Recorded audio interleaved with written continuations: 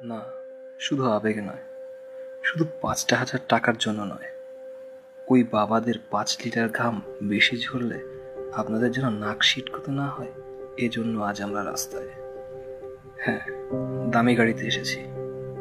আমাদের দামি গাড়ি ওই গেটলকগুলো। রেজাল্ট ছিল, দেশপ্রেম ছিল, দেশপ্রেম এখনো আছে, মেধাও হয়তো ছিল, কিন্তু ছিল না কোটা। স্বপ্নও ছিল। বাবার জমি আমার স্বপ্নের মূল্য। ইস, স্বপ্নটা প্রায় কিনে ফেলেছিলাম। ভেবেছিলাম আর কটা দিন তারপর বেলা মুক্তি। মাসের টাকা পাঠিয়ে বাবা বলে, ওরে আরো কিছু লাগলে বল। আমি জানি এটুকুতেই তার হিমশিম। আমি বলি, আরে ধুরো বাবা, তোমার লাগলে বলো। জানেন, আজকাল দুপুরে ভেলপুরি খাই। মেসের ভাড়াটা দিয়ে দিয়েছি, কিন্তু মিল খরচটা এখনো বাকি। আমার সকালের নাস্তা চা, আর সময় কাটায় ডার্বি। আসলে আমাদের সমস্যাটা কোথায় জানেন?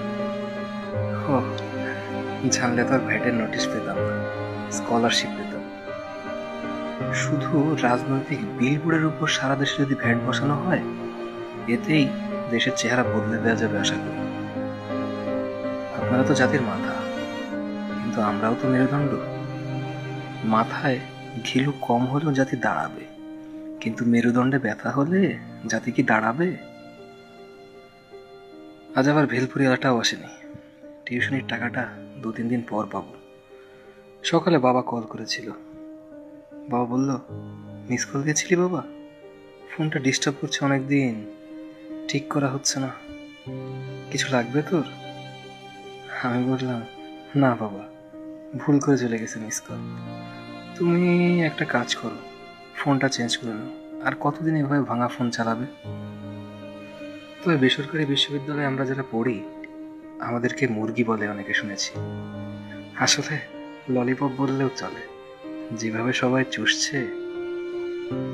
তাই আজ আমরা আন্দোলনে, শিক্ষার উপর ভ্যাট বিরোধী আন্দোলন। পয়সা নাই, ডার্বির ধোঁয়া আজ বেরোবে না, তাই গুলি করে প্রাণের ধোঁয়াটাই বের করে দিন। দিন না। মোরা ঝঞ্ঝার মতো উত্তম, মোরা ঝরনার মতো চঞ্চল, মোরা বিধাতার মতো নির্ভয়, মোরা প্রকৃতির মতো সচ্ছল। মোরা ঝঞ্ঝার মতো উত্তম, মোরা ঝরনার মতো চঞ্চল, মোরা বিধাতার মতো নির্ভয়, মোরা প্রকৃতির মতো সচ্ছল। মোরা ঝঞ্ঝার মতো উত্তম।